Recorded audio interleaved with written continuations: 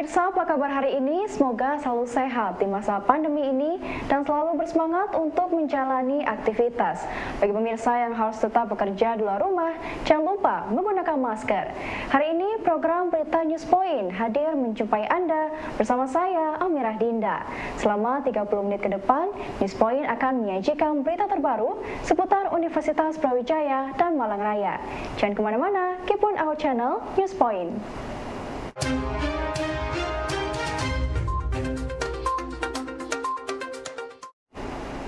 Pemirsa, UPT Pengembangan Kepribadian Mahasiswa Universitas Brawijaya saat ini fokus dalam pengembangan pendidikan berkualitas, kesetaraan gender, serta berkurangnya penanganan perubahan iklim dan juga perdamaian, keadilan, dan kelembagaan yang tangguh. Isu ini menjadi beberapa isu urgensi dari 17 tujuan berkelanjutan yang dikemas dalam Seminar Nasional Pengembangan Nilai dan Karakter Bangsa menuju Pembangunan yang Berkelanjutan. Acara ini sebenarnya adalah rangkaian dari kegiatan Kongres Asosiasi Kelembagaan dan Dosen Mata Kuliah Umum Wajib Kurikulum seluruh Indonesia. Kongresnya sendiri akan dilakukan besok di Widyaloka, dan untuk hari ini adalah seminar nasional yang memaparkan tentang bagaimana peran dari MKWK dan mata kuliah umum. Ada 4, agama, Pancasila, kewarganegaraan, dan bahasa Indonesia dalam pengembangan nilai dan karakter, bertujuan untuk mendukung agenda pembangunan berkelanjutan tahun 2030, maaf.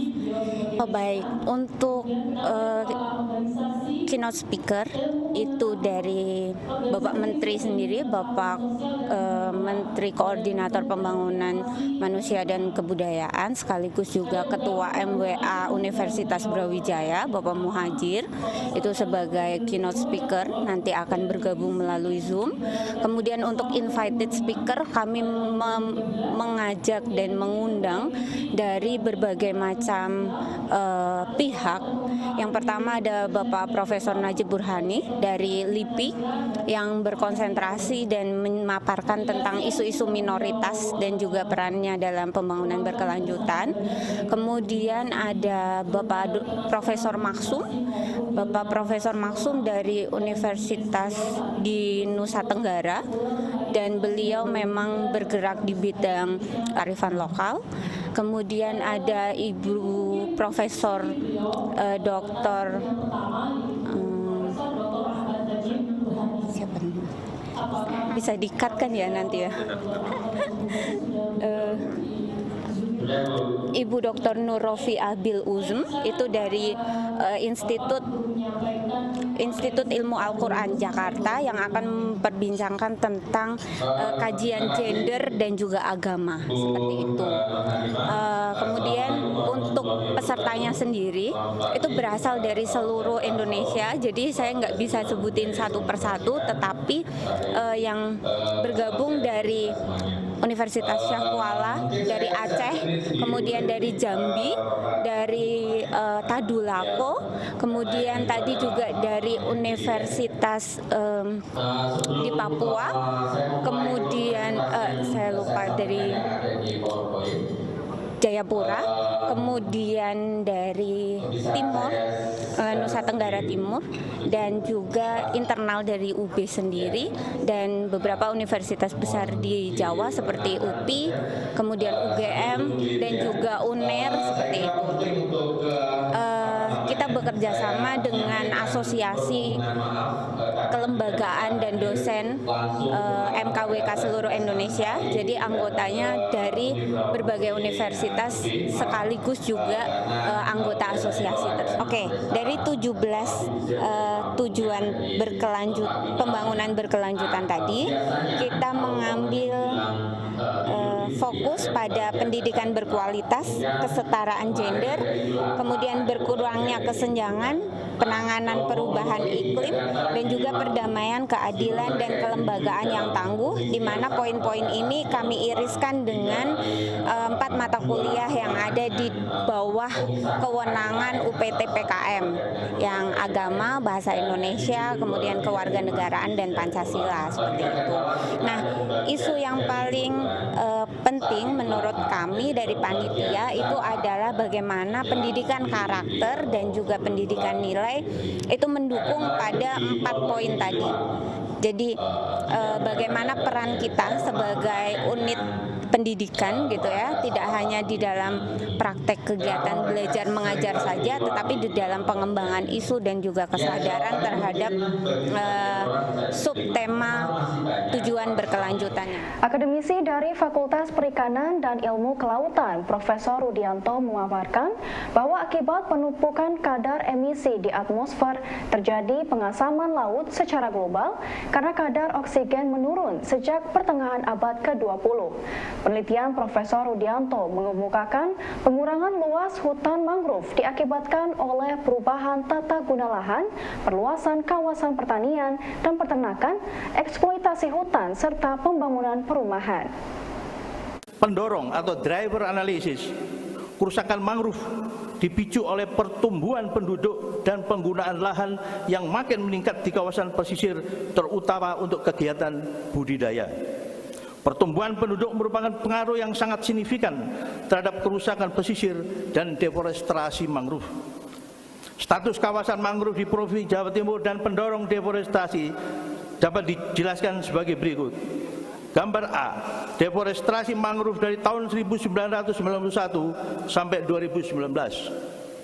Gambar B, perubahan areal budidaya dari tahun 1991 sampai 2019. Gambar C, perubahan kawasan permukiman dari tahun 2008 sampai tahun 2019. Gambar D, pertumbuhan penduduk dari tahun 2008 sampai tahun 2019. Gambar E, pertumbuhan penduduk di Kabupaten Pesisir tahun 2008 sampai 2019. Dan gambar F, produksi kayu bulat dari tahun 2014 sampai tahun 2019. Berdasarkan informasi dari status kondisi mangrove tersebut, bahwa presentasi luasan mangrove di Provinsi Jawa Timur menurun sebesar 79,47% selama 28 tahun, di mana luas mangrove pada tahun 1991 adalah 57.500 hektar dan menurun menjadi 11.800 hektar pada tahun 2019. Hal ini seiring dengan meningkatnya jumlah penduduk di seluruh kabupaten yang meningkat dari tahun 2008 hingga 2019 sekitar 1,07%. Begitu juga jumlah penduduk di Kabupaten Pesisir tahun 2008 sekitar 25.683.752 jiwa, meningkat menjadi 27.681.000 jiwa pada tahun 2019. Pertumbuhan penduduk terkait dengan kebutuhan penggunaan lahan, terutama untuk permukiman, meningkat dari 390.000 menjadi 507.700 pada tahun 2008 sampai 2019 atau 0,5 hingga 1,2%. Kepadatan penduduk di Kabupaten Pesisir meningkat dari 390.000 menjadi 507.700 hektar pada tahun 2008 sampai 2019 atau 0,8 sampai 1,2%. Kegiatan budidaya atau tambak merupakan salah satu faktor yang mempengaruhi deforestasi mangrove di Provinsi Jawa Timur. Dalam 5 tahun terakhir, petani membuka hutan mangrove untuk tambak garam yang dapat mempengaruhi keberadaan hutan mangrove meskipun digunakan secara bergantian dengan kolam ikan. Hasil analisis tekanan atau stress analysis menunjukkan bahwa budidaya perikanan di Provinsi Jawa Timur meningkat hingga tahun 2019 dan kemungkinan akan berkembang terus karena peningkatan nilai ekonomi tambak udang. Produksi kayu bulat di Provinsi Jawa Timur mengalami penurunan sebesar 3.351.598 meter kubik pada tahun 2014 dan turun menjadi 3.229.887 meter kubik pada tahun 2016 dan meningkat lagi menjadi 3.912.134 meter kubik pada tahun 2019. Produksi kayu sangat terkait dengan deforestasi mangrove di Provinsi Jawa Timur. Penebangan liar terjadi karena pembukaan lahan untuk budidaya industri, pelabuhan, pertanian, kayu bakar, dan pembuatan arang.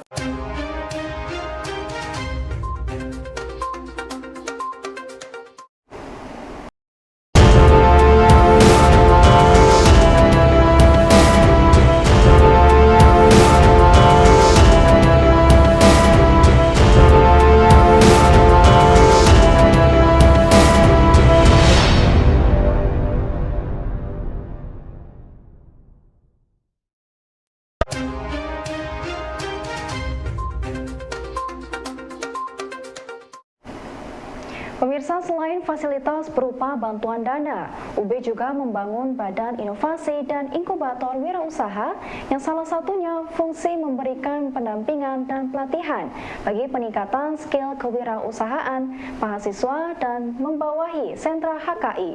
Sentra HKI di bawah naungan Badan Inovasi dan Inkubator Wirausaha sesuai dengan Pertor nomor 28 tahun 2020 bertugas melayani permohonan pendaftaran hak atas kekayaan intelektual yang meliputi paten bagi produk berbasis teknologi dan hak cipta bagi karya yang dihasilkan Sivitas Akademik UB. Ada yang namanya program Wirausaha Kampus Merdeka. Dan Universitas Brawijaya menjadi salah satu universitas yang memperoleh hibah sebesar 6 miliar rupiah untuk kegiatan wirausaha Kampus Merdeka.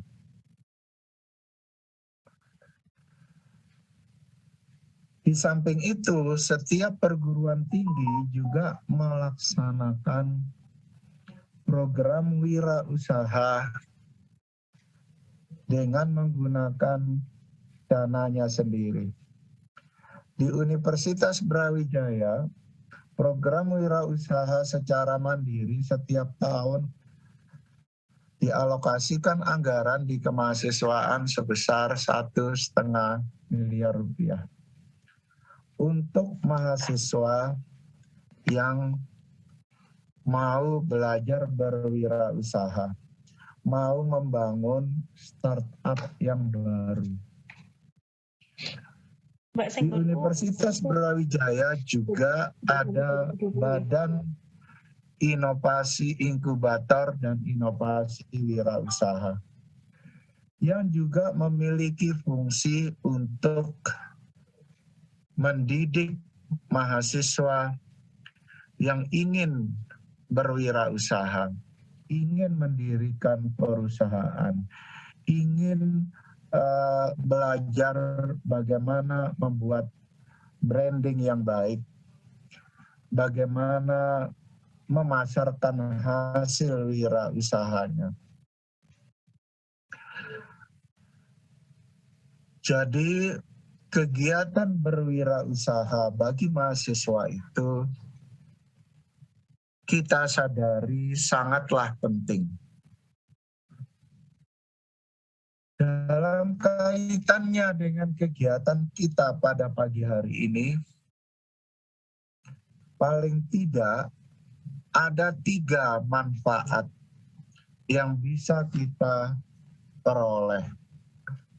Yang pertama, melalui pelatihan ini diharapkan produk kewirausahaan mahasiswa bisa dilindungi dari kemungkinan penyalahgunaan produk. Itulah pentingnya HAKI. Jadi melindungi hak kekayaan intelektual adik-adik, khususnya yang memiliki produk kewirausahaan, supaya terlindungi dengan dicatatnya hak tersebut.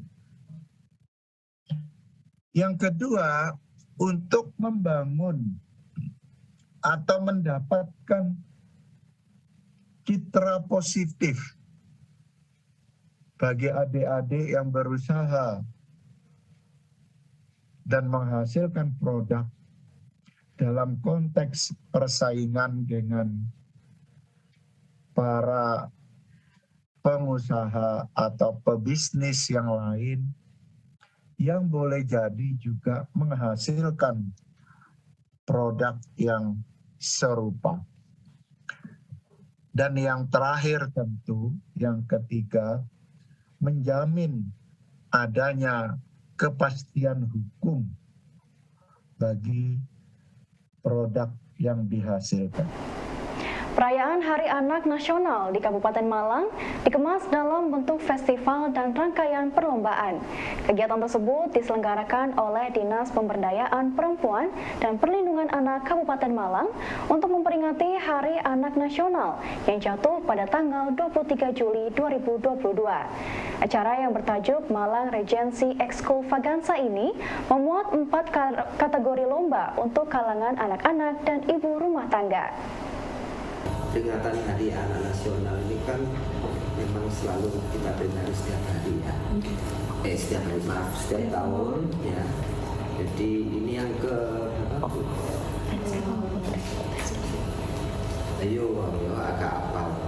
Ya, di tahun 2022 ini memang kita coba nanti peringatan Hari Anak Nasional di Kabupaten Malang kita kemas bukan hanya saat upacaranya hari peringatan, tapi kita buat rangkaian hari untuk kegiatan ini. Jadi ada rangkaian kegiatan yang mengikuti peringatan Hari Anak Nasional, yaitu kita coba di situ adalah mencari bakat kreasi anak-anak ya, dari usia 6 sampai 18 tahun.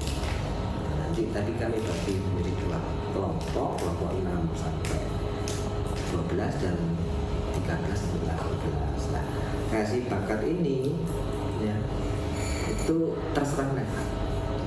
Mau ada yang berpuisi, monggo, ada yang mau pidato bahasa Indonesia, pidato bahasa Inggris, monggo. Di situ ada yang nari juga boleh, ada yang menunjukkan bahwa dia atlet karate, atlet pencak silat, monggo ya.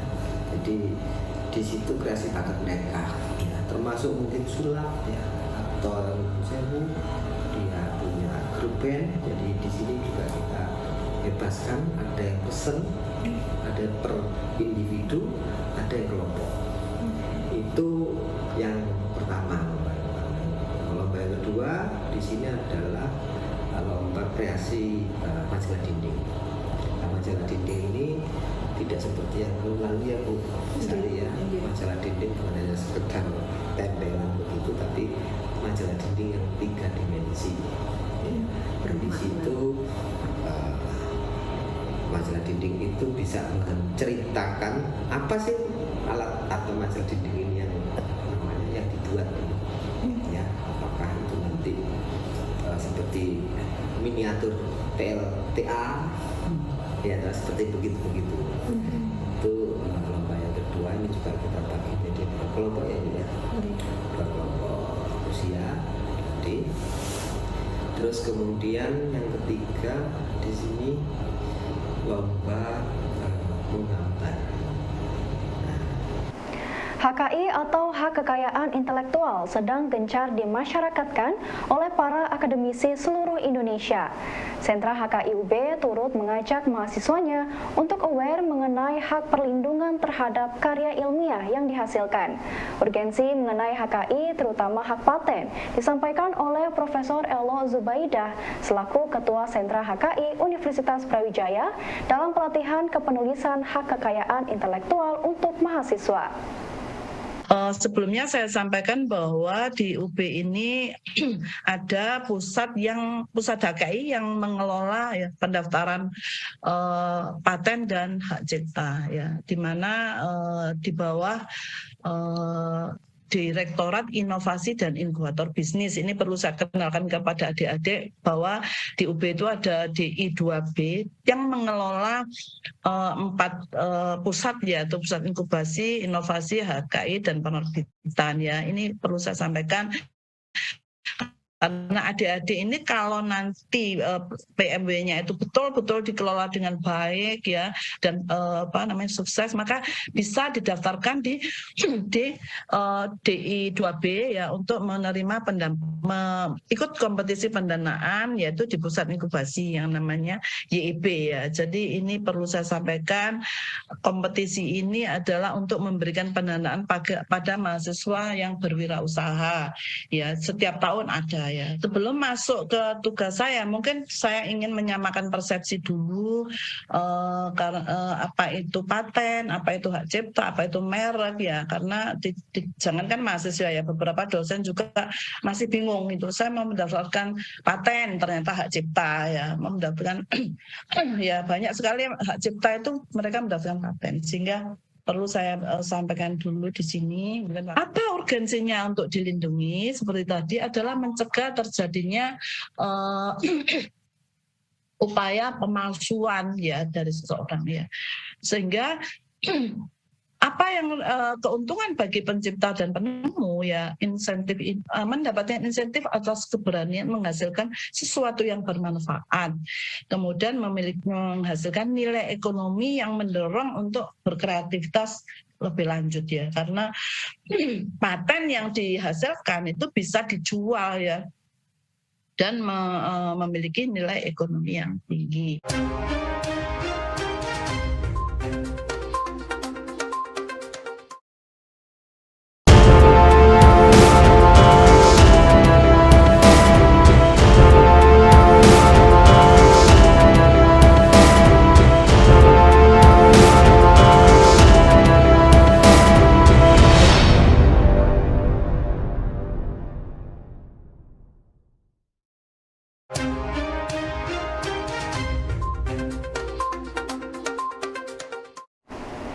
Pemirsa, pendidikan vokasi Universitas Brawijaya siap terjunkan mahasiswa jurusan perbankan untuk bekerja di bank-bank yang ada di Indonesia. Hal ini disampaikan oleh dosen perbankan vokasi UB Kusairi. Mahasiswa perbankan vokasi UB telah mengikuti seleksi penerimaan calon mahasiswa didik dengan cara tambahan, yakni berpenampilan menarik. Saya memang diperbantukan selama ini di perbankan ya, di minat perbankan, karena selama ini mungkin lebih ke praktisi ya bahasanya, lebih ke praktisi yang belajar di bidang minat perbankan. Kenapa seperti itu? Karena dari memang kalau bahasa ini yang mau digodok ya diarahkan ke perbankan gitu ya. Mulai kuliah pun jadi memang di perbankan mungkin ada persamaan dengan prodi lain juga di MP. Jadi setiap hari Rabu, kalau enggak hari Jumat itu harus pakai batik, harus pakai blazer. Jadi memang beda dengan bidang minat yang lain gitu ya. Karena tadi dari awal sudah digodok untuk diarahkan ke perbankan gitu ya. Nah, karena mitra kami itu beda-beda bank, sehingga di kelas pun itu bisa beda-beda gitu lah. Kalau tadi menanyakan kriteria, misal butuhnya seperti apa. Kalau boleh saya menyebutkan, misalkan salah satu bank si A misalkan ya, good lookingnya itu kerudung harus diikat sampai apa namanya, sampai kayak kecekik gitu ya. Itu kan ada gitu ya. Kerapian lah, jadi standar inilah. Standar itunya. Kemudian yang satunya enggak apa-apa, style yang berbeda gitu ya. Nah, itu dipraktikkan sehari-hari gitu ya. Tergantung, ya jelas itu tergantung mata kuliahnya ya. Tapi sejauh yang saya pahami ketika di kelas itu, misal model jalannya juga mulai diajari sejak di kelas. Jadi di frontliner itu kan dilatih Mbak, dilatih untuk bagaimana cara berjalan, kemudian cara menyapa. Nah, itu di akhir semester biasanya kita kumpulkan bersama di lab yang ada di yang milik vokasi itu. Mini bank ya, kita punya mini bank. Tapi di kelas pun itu selalu digodok seperti itu, Mas. Sehingga menurut kami dari vokasi, khusus minat perbankan, mungkin agak wah aja ya kalau di looking, tapi kalau padahal penampilan menarik ini ya sebenarnya sudah lazim sebenarnya ya di dunia perbankan dan tidak hanya di dunia perbankan barangkali Pak Saya. Di industri yang lain juga. Di industri yang lain juga seperti itu. Atau kalau boleh saya contohkan, misal mungkin di ibarat sekolah pramugari misalnya, mereka juga menentukan kualifikasi itu di awal gitu ya, atau di jurusan yang lain juga sama. Kepala UPT PKM UB, Dr. Muhammad Anas menyampaikan bahwa yang terpenting bukan hanya pemilihan ketua AKD, namun yang terpenting ialah AKD dapat menjadi wadah bagi pengelola mata kuliah wajib kurikulum agar bisa berkolaborasi dan berjejaring untuk memperkuat pengembangan sumber daya dosen, metode pembelajaran yang up-to-date dan kontekstual bagi mahasiswa. Pemilihan ketua itu kan penting, cuman yang lebih penting adalah ini menjadi wadah bagi para pengelola mata kuliah wajib kurikulum dan juga sekaligus dosennya, dosen pengampuh mata kuliah wajib kurikulum itu, agama, Pancasila, bahasa Indonesia, dan kewarganegaraan. Nah, tentu saja lembaga ini nanti secara internal kita harapkan bisa berkolaborasi, berjejaring untuk memperkuat misalnya pengembangan sumber dayanya, bagaimana metode pembelajaran yang up to date, kontekstual dan seterusnya dalam menghadapi era-era yang ketidakpastian ini, disruption istilahnya gitu ya. Untuk mahasiswa tentu saja nanti penerapannya bagaimana. Jadi asosiasi itu diharapkan menjadi wadah itu sebetulnya. Bahkan mungkin kalau bisa ya ada semacam pensertifikasian untuk dosen-dosen yang misalnya sebetulnya dia secara kualifikasi nggak memenuhi, tapi ketika kita training dan seterusnya nanti dia bisa mengajar misalnya mata kuliah Pancasila dan seterusnya. Itu yang pertama. Yang kedua menurut saya yang penting juga adalah upaya kita secara eksternal untuk bisa menekan, mempush atau mengadvokasi begitu kepada stakeholder, tentu saja adalah Kemenristek Dikbud ya, agar kemudian menurunkan atau membuat kebijakan-kebijakan yang clear dan jelas kepada perguruan tinggi untuk bisa lebih memperhatikan MKWK ini seperti apa, unitnya, dosennya bagaimana dan seterusnya. Itu saya kira perlu karena selama ini mungkin agak kurang terlalu diperhatikan. Bahkan sebetulnya capaian yang tertinggi dari yang kita inginkan adalah bagaimana kemudian nanti di dalam instrumen BNPT itu MKWK itu dimasukkan untuk penilaian perguruan tinggi, kelembagaan. Brawijaya misalnya akan dimasukkan instrumen bagaimana apakah ada unit pengelola mata kuliah ini, ya, itu bisa dimasukkan. Nah, ke depan nanti capaian yang tertinggi kalau itu bisa tercapai saya kira sangat bagus sekali gitu, Mbak. Pemirsa, untuk melatih implementasi skill langsung kepada masyarakat, FKUB turut aktif dalam program Pennas FKUB Goes to School. Dalam program ini, mahasiswa kedokteran terjun langsung ke beberapa SD yang ada di sekitar Malang untuk memberikan pembelajaran langsung kepada murid-murid SD tentang pentingnya edukasi kesehatan sejak dini. Berikut pemaparan Sekretaris Pennas FKUB Putri Indastri. Sekarang berada di SD Klojen dalam rangka kegiatan kami, salah satu event dari Hari H Penmas FKUB 2022 yaitu Penmas Goes to School. Nah, Penmas Goes to School ini akan tersebar di 12 SD di kota maupun di Kabupaten Malang, dan untuk ini hari ini adalah hari kedua Penmas Goes to School dan bertempat di SD Klojen. Nah, ada SD-SD lain yang juga hari ini yaitu ada 5 SD dan kemarin juga sudah 5 SD. Jadi totalnya adalah 12 SD sendiri. Nah, untuk goals dari kami sendiri, kami berharap untuk dari kami sendiri ini adalah ajang dari kami untuk melatih, untuk dari kami turun ke lapangan, salah satunya adalah dari adik-adik SD sendiri. Dan untuk goals dari SD sendiri kami berharap bahwa ini adalah ajang pembelajaran untuk adik-adik dari SD-SD dengan sangat ceria seperti ini, karena ini juga adalah rangkaian dari MPLS seperti itu. Nah, kami juga rencananya akan berangkat ke desa juga pada tanggal 31 Juli 2022 untuk langsung kami terjun ke masyarakat. Oke, untuk kegiatan di SD-SD sendiri itu dari kami ada banyak. Yang pertama ada dari Satmata. Satmata sendiri itu nanti terbagi menjadi dua, yaitu adalah senam dan nantinya mewarnai. Nah, untuk senam sendiri itu nanti akan dilakukan di lapangan dan mewarnai akan dilakukan di kelas. Lalu nanti ada juga paduka edukasi kesehatan mengenai pola hidup bersih dan sehat.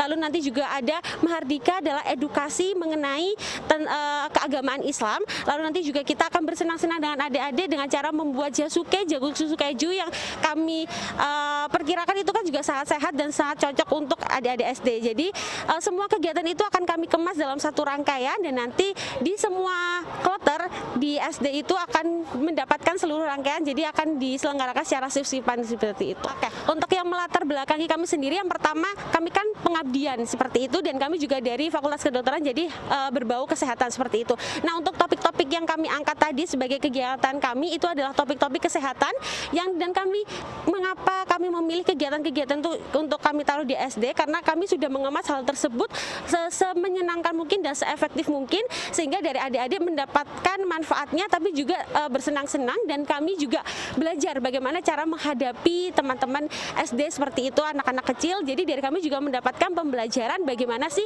terjun ke masyarakat seperti itu. Baik pemirsa, informasi tadi sekaligus menutup perjumpaan kita hari ini. Jangan lupa saksikan News Point setiap hari pukul 19.30 waktu Indonesia Barat hanya di UBTV, Televisi Pendidikan Universitas Brawijaya. Saya Amirah Dinda dan seluruh kru yang bertugas pamit undur diri. Tetap patuhi protokol kesehatan, wajib menggunakan masker. Terima kasih dan selamat beraktivitas.